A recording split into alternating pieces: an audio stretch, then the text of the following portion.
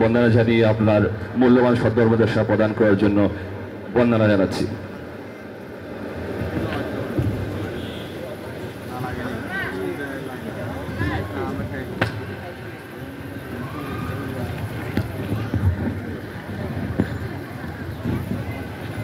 नमो तस्स भगवतो अरहतो सम्मा सम्बुद्धस्स। नमो तस्स भगवतो अरहतो सम्मा सम्बुद्धस्स। नमो तस्स भगवतो अरहतो सम्मा सम्बुद्धस्स। आमी सर्वप्रथमे जगद्गुरु तथागत सम्यक सम्बुद्धेर पादमूले নত শিরে ভুলণ্ঠিত বন্দনা নিবেদন করছি। বিশেষভাবে আজকে ঢাকা কালাচাঁদপুর প্রজ্ঞানন্দ বৌদ্ধবিহারের কঠিন চিবর দান উৎসবের দান অনুষ্ঠানের এই যে সভাপতি হিসাবে উপস্থিত আছেন আমার পরম কল্যাণ মিত্র শ্রদ্ধাভাজন শ্রদ্ধেয় বিপুলা বান্তের পদমূলে নতশিরে বন্দনা নিবেদন করছি এবং উপস্থিত আছেন এই বিহার সহ বিশেষভাবে ঢাকা মহাবিহার এবং বাংলাদেশের বহু প্রতিষ্ঠানের রূপকার পুনর্নির্মাণ সহ এগুলো বলে শেষ করতে পারবো না, যার অবদান বাংলাদেশে অপরিসীম। আমার খুবই শ্রদ্ধাভাজন, যাকে আমি মনের অন্তঃস্থল থেকে শ্রদ্ধা করি, শ্রদ্ধেয় প্রজ্ঞানন্দ বান্ত আছেন। বান্তের প্রতি আমি নতশিরে ভুলণ্ঠিত বন্দনা নিবেদন করছি এবং বিশেষভাবে আমি সকলের নাম জানি না, আমি অনুত্তর পূর্ণক্ষেত্র ভিক্ষু সংঘের প্রতি আমি নতশিরে বন্দনা নিবেদন করছি এবং আপনারা যারা আজকে ঢাকার বিভিন্ন স্থান থেকে এই কঠিন চিবর দান অনুষ্ঠানে উপস্থিত হয়েছেন, আপনাদের প্রত্যেককে আমার পণ্যরাশি দান করছি। আমরা সাধুবাদের সহিত অনুমোদন করুন। তা আসলে এই যে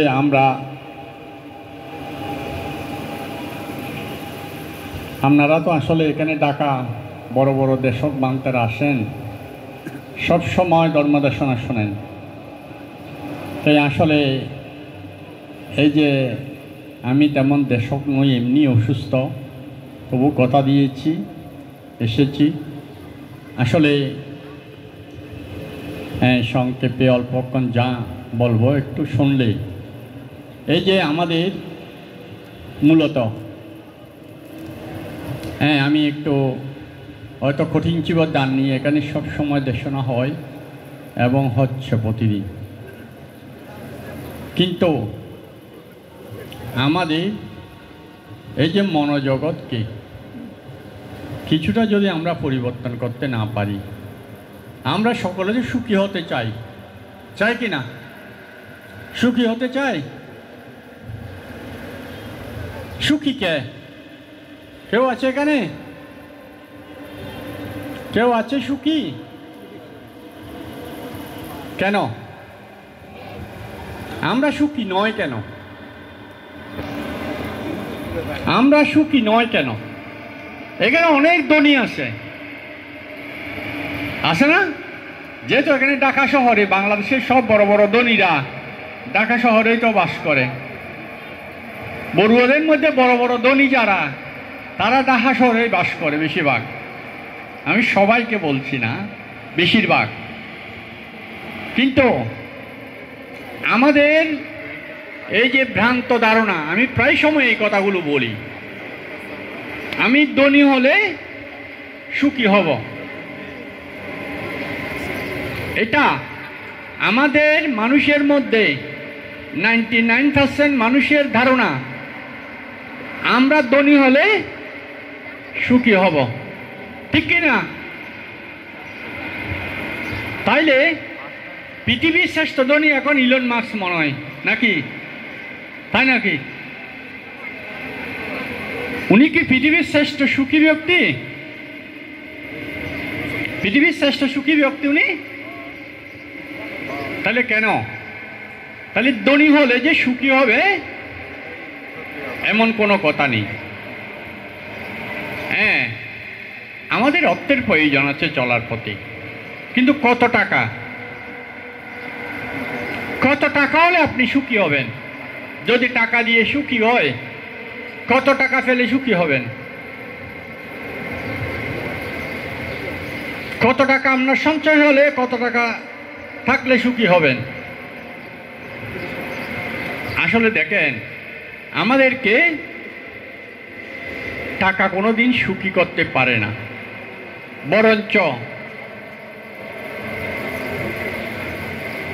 এটা যত বেড়ে যায় আমাদের দুঃখও বেড়ে যায়। এই একটা বইতে পড়েছিলাম, বইটার নাম মনে নেই, একজন দার্শনিক লিখেছেন,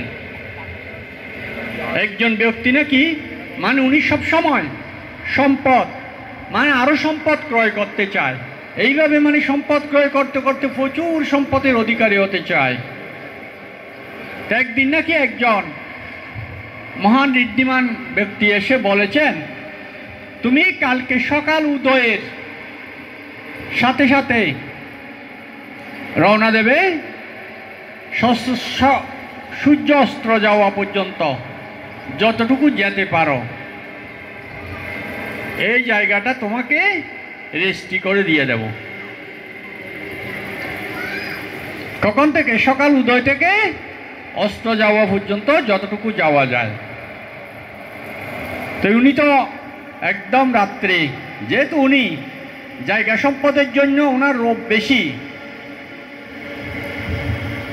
উনি একদম রাত্রেও ভালো করে ঘুমায়নি। কেন ঘুমায়নি? কারণ ঘুম থেকে উঠতে যদি একটু দেরি হয় কিছু কমে যাবে না? ঘুম থেকে উঠতে একটু দেরি হলে কিছু কমে যাবে না? যে কারণে রাত্রেও ঘুমাইতে পারেনি। সূর্য উদয়ের সাথে সাথে উনি দৌড়াতে শুরু করেছিলেন। এটা একটা দার্শনিকের লেখা, বুদ্ধের কথা নয়। তো এইভাবে দৌড়াতে দৌড়াতে উনি আহার পর্যন্ত করেনি। কারণ আহার করতে গেলে তো সময় নষ্ট হবে, অনেক সময় নষ্ট হবে না? পায়খানা করতে গেলে সময় নষ্ট হবে, পেশাব করতে গেলে সময় নষ্ট হবে। ওনার পায়খানা পেশাব পর্যন্ত করেনি, শুধু দৌড়াতেই ছিল। যত বেশি দৌড়াতে পারে সেই জায়গাটা ওনার হয়ে যাবে। এইভাবে দৌড়াতে দৌড়াতে তো এখানে লেখক বইতে একটা প্রশ্নবোধক চিহ্ন রেখে গেছেন, উনি কতটুকু নিতে পেরেছেন, মানে সারাদিন সূর্য উদয় থেকে অস্ত পর্যন্ত দৌড়ে কতটুকু নিতে পেরেছেন। তো এইখানে লিখেছেন 3.5 হাত। তার মানে উনি দৌড়াতে দৌড়াতে স্ট্রোক করে পথের মধ্যে মারা গেছে। কারণ প্রেশার বেড়ে গেছে, যে পথের মধ্যে মারা গেছে, নিতে পারে নাই। 3.5 হাত যেটা বলছে লেখক, সেটাও তো নিতে পারে নাই। 3.5 হাত সেটা কি নিতে পারে? পারে? তাহলে দেখুন, আসলে আমরা এই যে এই দার্শনিকের উপমাটা আমি দিয়েছি, আমাদের বেশিরভাগ মানুষের ধারণা, দেখেন আমরা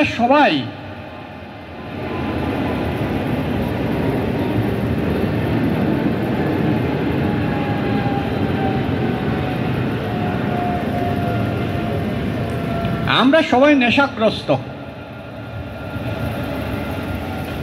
যেটা বৌদ্ধ ধর্মে সংস্কার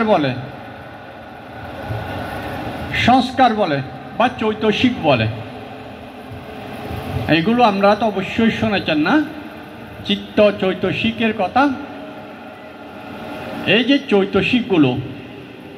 চৈতসিকগুলি হচ্ছে নেশা বা অভ্যাস।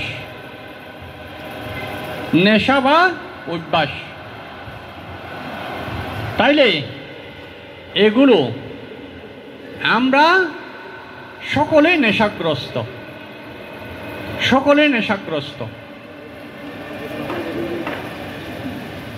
তো নেশাটা, আমরা অনেক সময় শুধু মদ বা ইয়াবা ট্যাবলেট বা বিভিন্ন যেগুলো আছে ওগুলো খেলে আমরা নেশা করে বলি না, কিন্তু আসলে আমরা কেউ টাকার নেশায় নেশাগ্রস্ত, কেউ নারীর নেশায় নেশাগ্রস্ত, কেউ মদের নেশায় নেশাগ্রস্ত, কেউ কাজের নেশায় নেশাগ্রস্ত।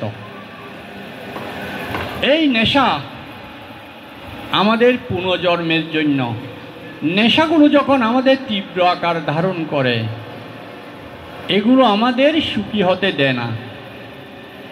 আমাদের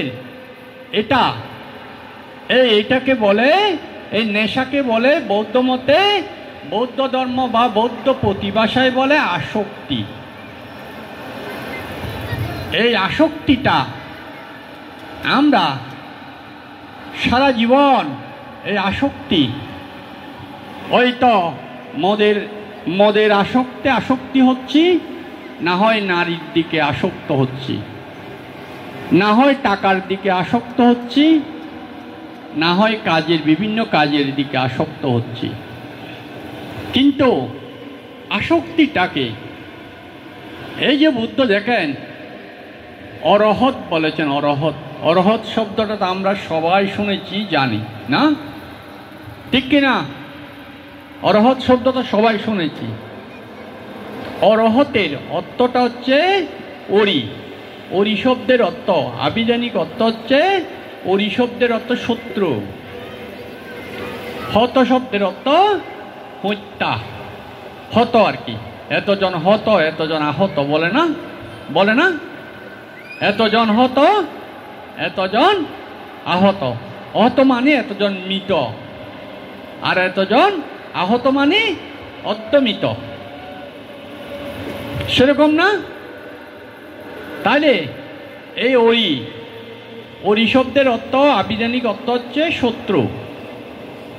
যিনি শত্রুকে হত্যা করেন তিনি অরহৎ, যিনি শত্রুকে হত্যা করেন তিনি অরহৎ, তিনি সুখী। শত্রু না থাকলে তো তিনি সুখী না। তাহলে এখানে শত্রু বলতে কাকে বোঝানো হয়েছে? বৌদ্ধ ধর্মে এখানে শত্রু বলতে কাকে বোঝানো হয়েছে?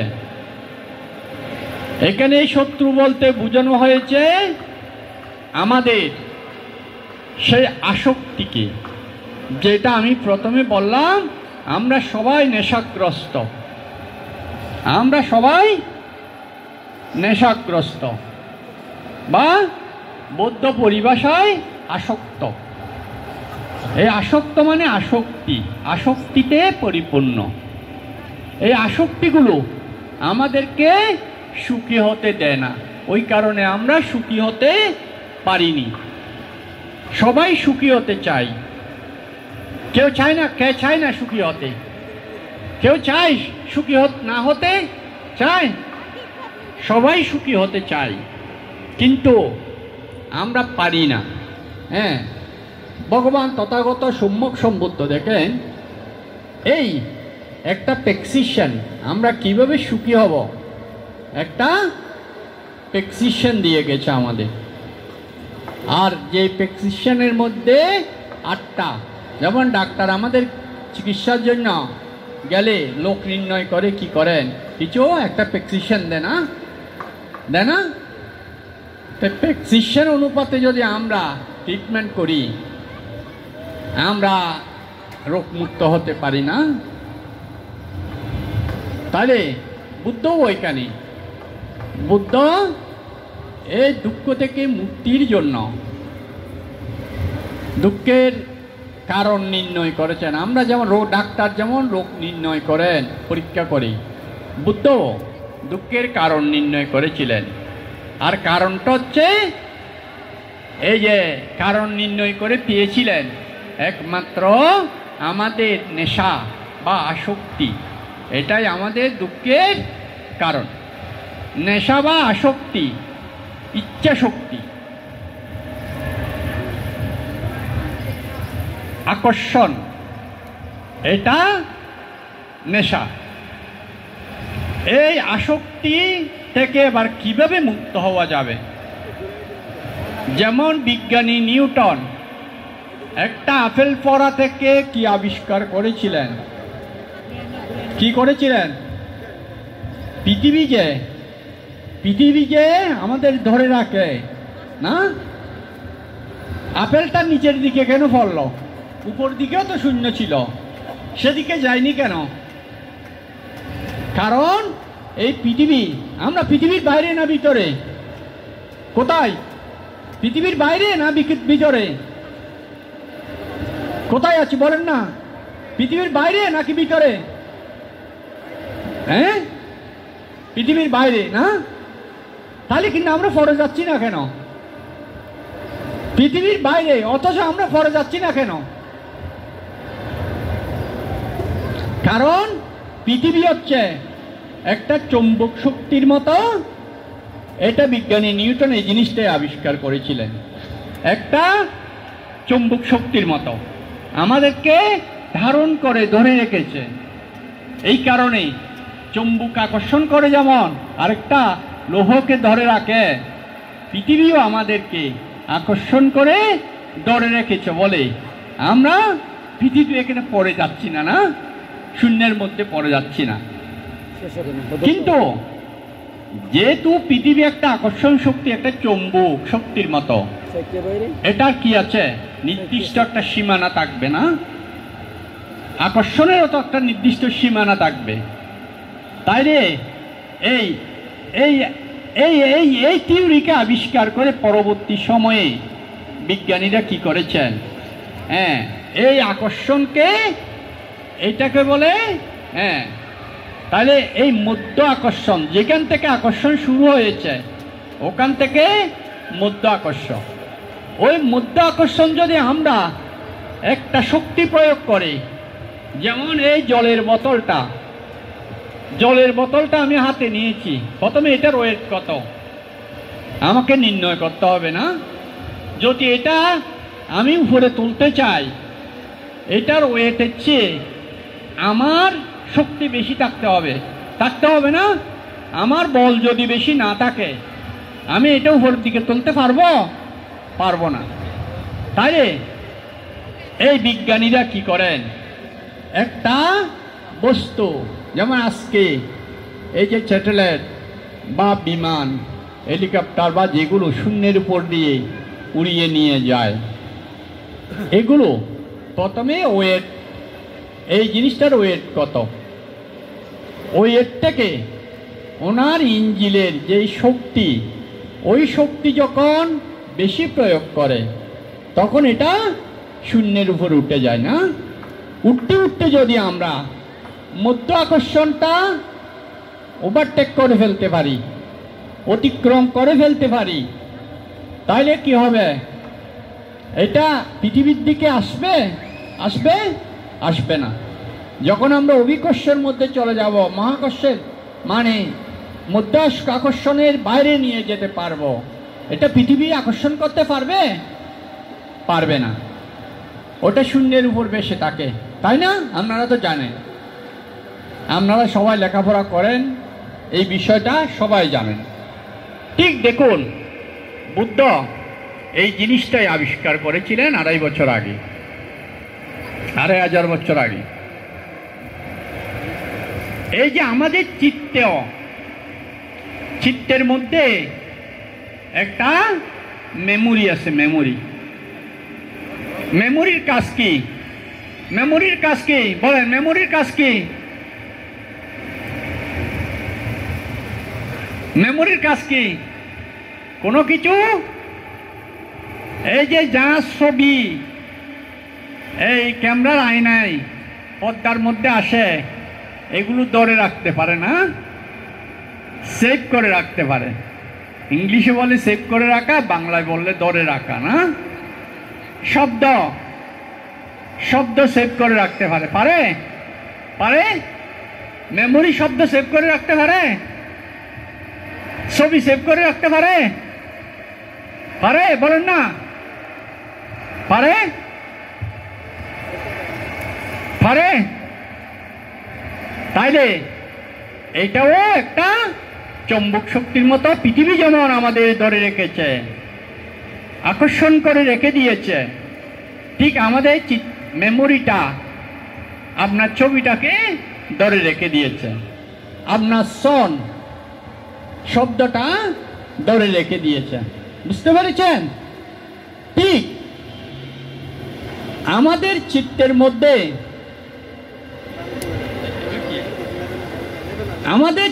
মধ্যে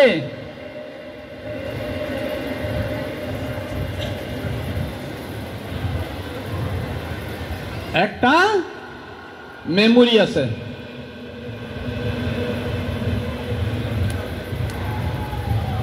এদিকে একটু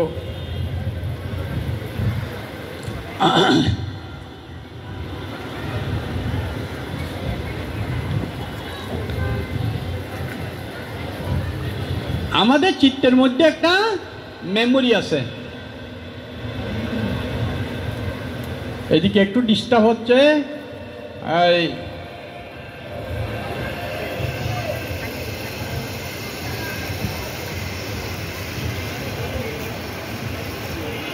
হ্যাঁ, আমাদের চিত্তে শুনছেন? হ্যাঁ, বসে যান। যারা আসলে ভালো করে না শুনলে, একজন শুনতে চাইলেও আরেকজন শুনতে পারে না। যাদের কথা বলার ইচ্ছা আছে কথা বলে শেষ করে ফেলুন, কেমন? আমি কিছুক্ষণ ওয়েটিং করি। আজকে বলে আবার আজান দেবে কিছুক্ষণ পর। হ্যাঁ, আপনারা বসে যান, চুপ করে বসে যান শুনতে চাইলে। হ্যাঁ, এই যে আমাদের চিত্তের মধ্যে কি আছে? একটা মেমোরি আছে। এবার এই মেমোরিতে 52টা ঘর আছে। যেমন আমাদের একটা মেমোরিতে যতটা ইংরেজি বা বাংলা অক্ষর থাকে ততটা ইয়া থাকে না? যেমন আমি এ দিয়ে কোনো নাম সেভ করলেই আমার পুরা মেমোরিতে কত নাম বা ছবি আছে চেক করতে হয় না? না, ওইটা ইয়া করার সাথে সাথে সব এ দিয়ে যত নাম আছে সব চলে আসে না? বি দিয়ে বানলে সব চলে আসে না? ঠিক সেরকম আমাদের চিত্তের মধ্যেও এই 52টা যে গড় আছে, এই 52টা গড়ের মধ্যে আমাদের চোখে যা দেখি, আমরা চোখে যা দেখি সেগুলো ধরে রাখে বা সেভ করে রাখে। কানে যা শব্দ শুনি সেটা ধরে রাখে বা সেভ করে রাখে। নাকে যত গন্ধ অনুভব করি, জিহ্বাতে যা রস অনুভব করি,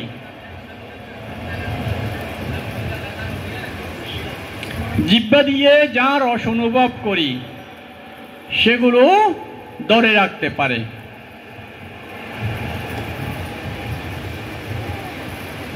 এই বসে যাও, বসে যাও, বসে যাও, বসে যাও, যেখানে জায়গা পাও বসে যাও।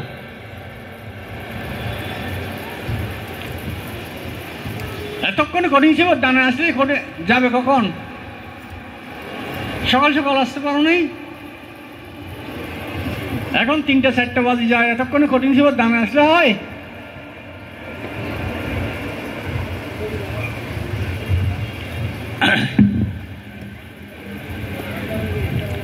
তোমরা অন্যদের শোনা শুনতে আসো নাই। আসার সাথে সাথে মোবাইল নিয়ে ছবি তুলতে শুরু করেছে। এই মোবাইল ফেলে রাখো, মোবাইল ফেলে রাখো, লাইট লাগবে না, বন্ধ করে রাখো।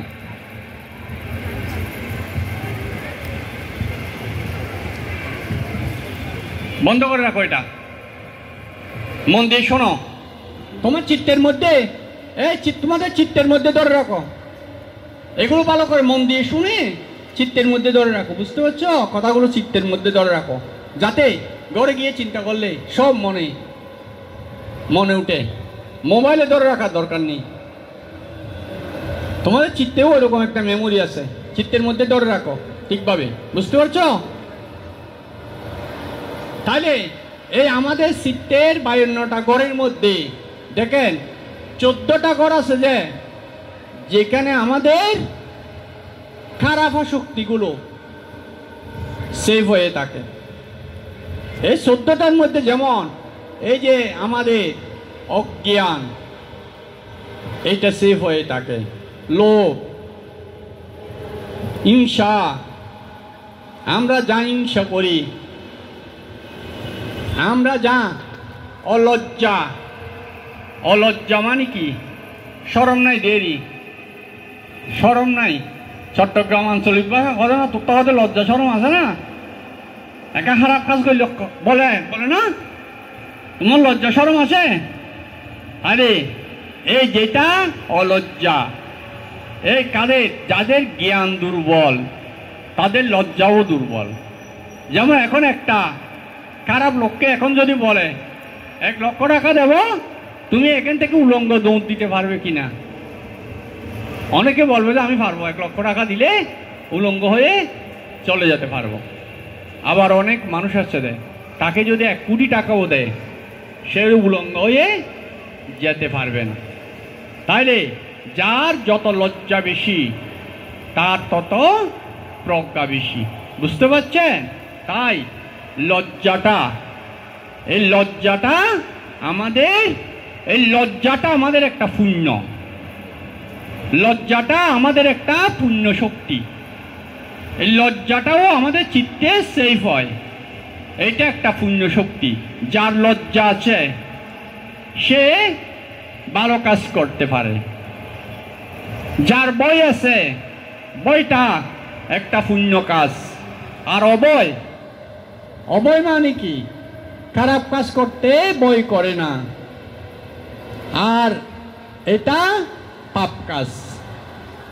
আর খারাপ কাজ করতে যার ভয় লাগে সেটাই পুণ্য। কিভাবে বুঝবেন আপনার পুণ্য হচ্ছে?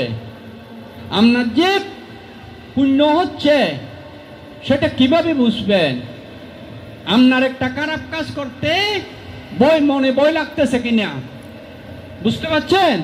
একটা খারাপ কাজ করতে যদি আপনার মনে ভয় লাগে, বুঝতে পারবেন আপনার পুণ্য হচ্ছে। একটা খারাপ কাজ করতে যদি আপনার লজ্জা লাগে, তাহলে বুঝবেন আপনার পুণ্য হচ্ছে। এই যে আমাদের লোভনীয় বিষয়, যেমন আজকে এই যে লোভ, এইটা একটা নেশা। লোভটা একটা নেশা। যেহেতু নেশা কোনোদিন কমে না। এটা যত বেশি নেশা করে, দিন দিন তার নেশা করার শক্তি বেড়ে যায়। যেহেতু লোভটাও একটা নেশা, তাই এই আমরা লোভ করে যত বেশি সম্পত্তি আহরণ করতে চাইব, দিন দিন আমার সেই আসক্তি বা আকর্ষণ, সেই শক্তি বেড়ে যায়। আর এই নেশা আমাকে কোনোদিন সুখী করতে পারে না। ক্রোধ, আমাদের মনে যে ক্রোধ উৎপন্ন হয়, এই ক্রোধটাও একটা নেশা। আমি যত বেশি ক্রোধ উৎপন্ন করব, তত আমার অকুশল বা নেশাটা বেড়ে যাবে। এটা একটা চৈতসিক, বা এইটাকে বৌদ্ধ ধর্মের মতে চৈতসিক বলে। এই চৈতসিকটা আমাদেরকে কি করে? ক্রোধের কারণে আমাদের হিতাহিত জ্ঞান, ভালো এবং মন্দ, ভালো এবং খারাপ, এই জিনিসটা বুঝার মতো সেই শক্তিটাকে অন্ধ করে দেয়। আর যখন আমরা অন্ধ হয়ে যাই, তখন আমরা কি করি? আমরা নিজেরাও বুঝতে পারি না। আর বুঝতে পারি না বলে আমরা মনের ক্রোধকে প্রশমিত না করে আমরা সেই ক্রোধের বশবর্তী হয়ে আরেকজনের ক্ষতি করে ফেলি। এই ক্রোধটা হচ্ছে একটা নেশা। ওই নেশাগ্রস্ত লোক যেমন সে কি করে জানে না, জানে একদম মারাত্মক যখন নেশাগ্রস্ত হয়ে যায় সেই সময় সে ভালো মন্দ বুঝতে পারে পারে পারে বুঝতে পারে পারে না। তদ্রূপ আমরা যখন ক্রোধে অন্ধ হয়ে যাই ভালো মন্দ বুঝতে পারি না, ওই কারণে আমরা ক্রোধান্ধ হয়ে গেছি। ওই নেশা যখন আমাদের মনের মধ্যে কেউ যদি আঘাত করে তাইলে আমাদের চিত্তের ক্রোধটা জাগ্রত হয়ে ওঠে। বা আমার সম্পত্তি কেউ যদি কেড়ে নিতে চায় তখন আমার মনের লোভটা জাগ্রত হয়ে ওঠে। তখন এই জাগ্রত হয়ে ক্রোধ, এই ক্রোধে উৎপন্ন হয়। এই ক্রোধের বশবর্তী হয়ে অনেক সময় আমরা একজনকে হত্যাও করে ফেলি, আহতও করে ফেলি। হত্যা করে ফেললে পাওয়া যাবে। যেমন কিছুদিন আগে আমি দেখুন একজন শিলগাঁডা বিহারে, বহু অনেক আগে, অবশ্য আজ থেকে 10-15 বছর আগের কথা, একজন উকিয়া সাইড থেকে একজন শ্রমণ আমাদের শ্রদ্ধেয় রত্নপ্রিয় বান্তে ওখানে এসেছিল। তো উনি মাঝে মাঝে আমার ওখানে যেত।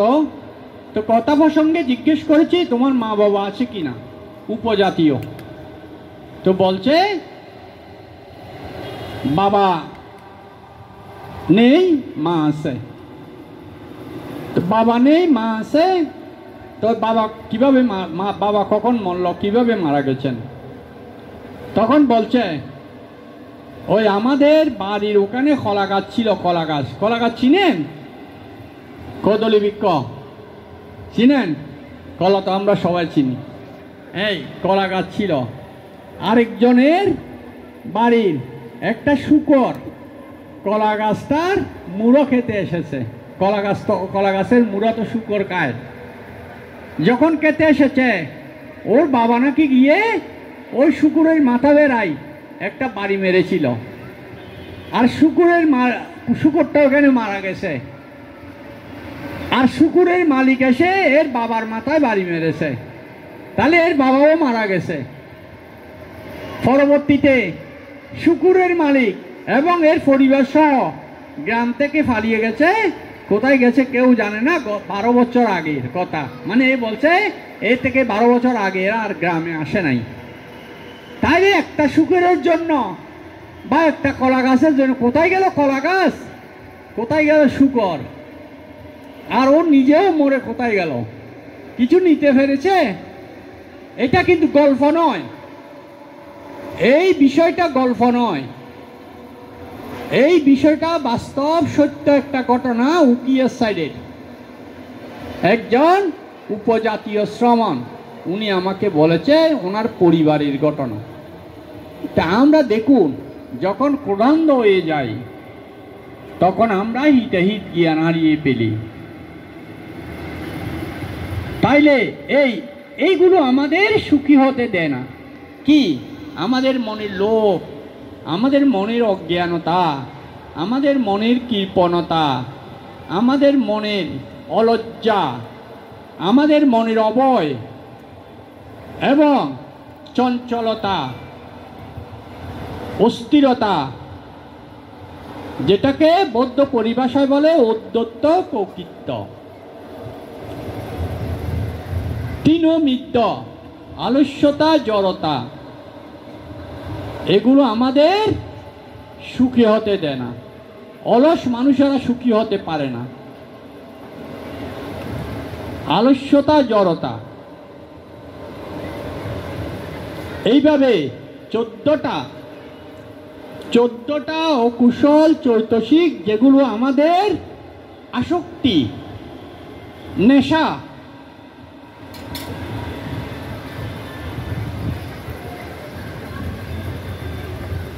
মোবাইল বাজে,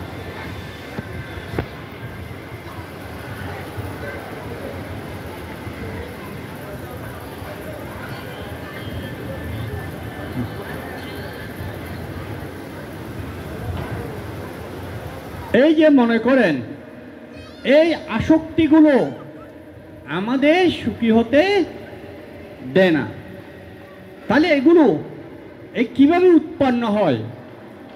এগুলো কিভাবে উৎপন্ন হয়?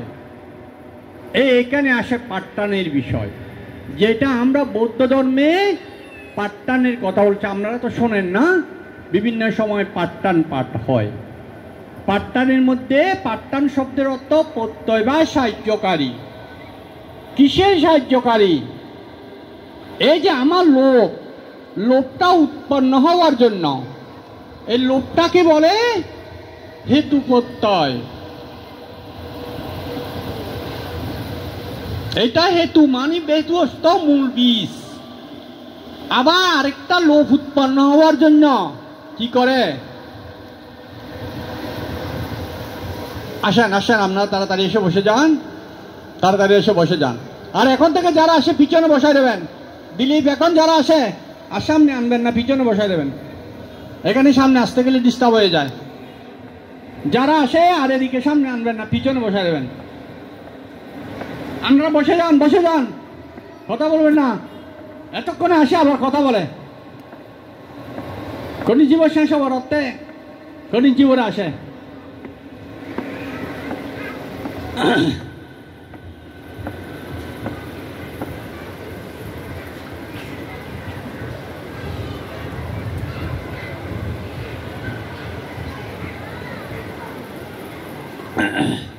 ওইখানে দাঁড়িয়ে জিনিস আপাতত হাতে রাখি দেন, পরে পরে।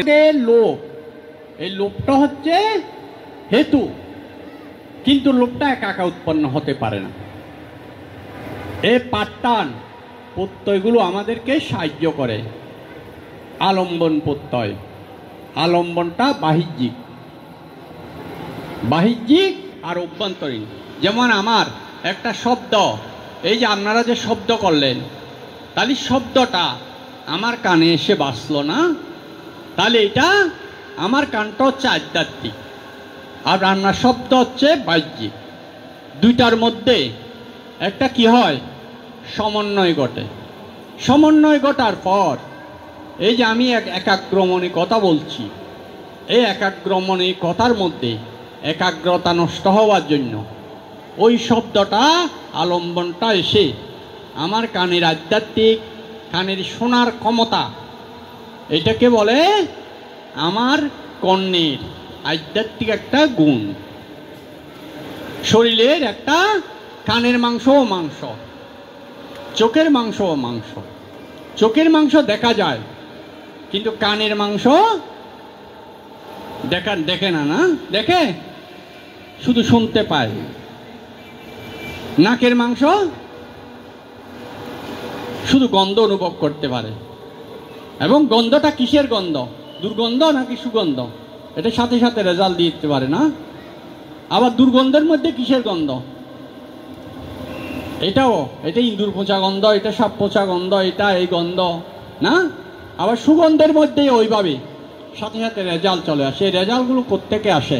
ওই আমরা যে আগে শ্রবণ করেছি বা আগে গন্ধ অনুভব করেছি, ওগুলো আমাদের চিত্তের মধ্যে সেভ করা আছে। তাহলে আবার নতুন গন্ধটা যখন পেয়েছি, ওইখান থেকে ক্লিক হয়ে ওইখান থেকে এটা পুনরিফিট করে দুটার মধ্যে। এটা আমরা বুঝতে পারি যে এই গন্ধ, বুঝতে পারছেন? তাই এটা একটা এই মেমোরিতে। তাহলে আমরা এই মেমোরির মধ্যে যদি ভালো ভালো জিনিসগুলো সেভ করি, তাহলে এগুলো ভালোই আসবে না। আর যদি এই মেমোরির মধ্যে খারাপ জিনিসগুলো সেভ করি, তাহলে ভবিষ্যতে খারাপটাই আসবে ক্লিক করলে। তাহলে এটা ওই প্রত্যয়ের সমন্বয়ে। এটা সেভ কিভাবে হয় দেখেন, পাঠটানের কারণে। আসলে এগুলো অনেক লম্বা বিষয়। পাঠটানের কারণে, পাঠটান হচ্ছে প্রত্যয়, 24 প্রকার প্রত্যয়। যেমন আমি একটা উপমা দিতে পারি। যেমন এই যে আপনার শব্দটা আমার শোনার জন্য আমার কান যেমন একটা প্রত্যয়, আধ্যাত্মিক প্রত্যয়, আপনার শব্দটা বাহ্যিক আলম্বন প্রত্যয়। এই দুইটা জিনিস দিয়ে শুধু শোনা যায় না। এখানে বাতাসের মধ্যে তরঙ্গ যদি না থাকতো, তাইলে আমরা শব্দটা শুনতে পারতাম পারতাম তাইলে বাতাস থাকতে হবে। শব্দটা শোনার জন্য বাতাসের তরঙ্গ না থাকলে ওই শব্দটা আমার কানে এসে আমার কানে পৌঁছত না। এই বীজ দিলে অঙ্কুরিত হবে হবে মাটির মধ্যে একটা বীজ দিলে অঙ্কুরিত হবে হবে। যদি মাটির মধ্যে জলের কোনো মরুভূমিতে বীজ দিলে অঙ্কুরিত হয় কেন? কারণ ওখানে জল থাকে না বলে। আজান দিতে আছে, আজান দিতে